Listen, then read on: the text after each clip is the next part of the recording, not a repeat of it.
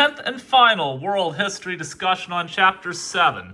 So we're talking about Zoroastrianism, and I mentioned that it was a popular religion with the elites of the Achaemenid dynasty, such as Darius the Great.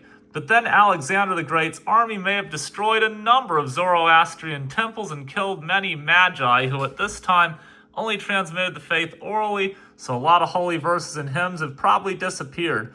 The Parthians used Zoroastrianism to rally support against the Greek Seleucids, but it wasn't until the Sasanians from 224 to 651 CE that Zoroastrianism really became a big religion in Persia. In fact, other faiths such as Christianity and Manichaeism that threatened to overshadow Zoroastrianism were often persecuted.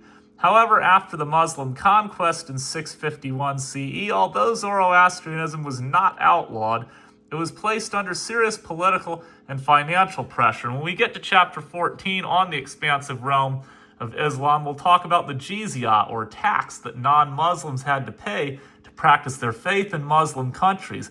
Some Zoroastrians fled to India, where their descendants were known as Parsis and still observe Zoroastrianism today. However, most converted to Islam, and only a few thousand Zoroastrians exist today, mostly in northern Iran.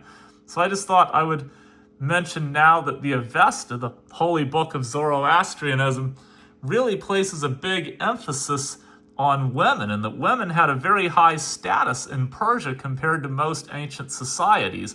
Women rulers were even explicitly allowed, according to the Avesta.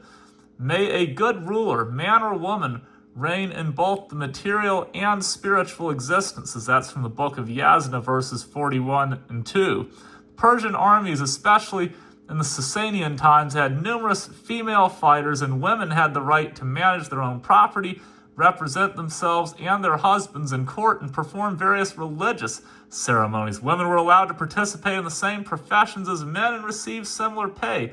There were even some high-ranking women managers called Arashashashu, I think that's how you pronounce it, or great chief, who managed large work groups of women and children, and sometimes even men. You can call them the boss babes of the ancient world. Now, I'm being sexist and stupid there, but anyway, women in ancient Persia were valued as near equal partners in a way that's virtually unheard of in other ancient societies. And then here's the special source on Zarathustra on good and evil and life versus non-life. Yes, this whole God versus the devil, heaven and hell, all that stuff really does come from Zoroastrianism, but it had a big impact on later Judaism and on Christianity and Islam. So when you wonder, where does all that theology come from about the duality of good and evil and heaven and hell? Zoroastrianism. In fact, there's a Zoroastrian connection right off the bat in the New Testament about the birth of Jesus. Who were the three wise men? They were three magi traveling from the east. What's east of Israel?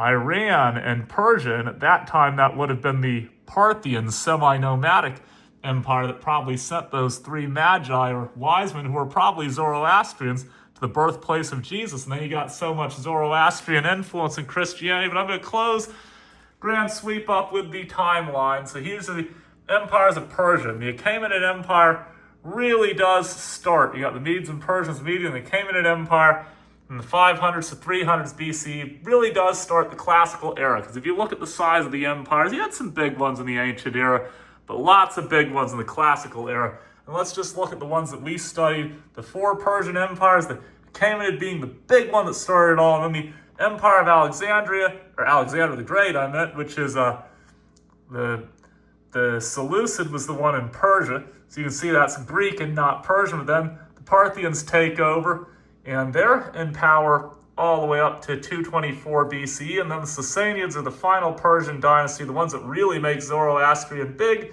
But then 651 CE, the Sasanians are conquered by the Muslims, and the rest is history. But basically, that's a wrap on chapter 7, the societies of ancient Persia. I absolutely love that empire, and I'll show you the massive map one last time before we wrap it up.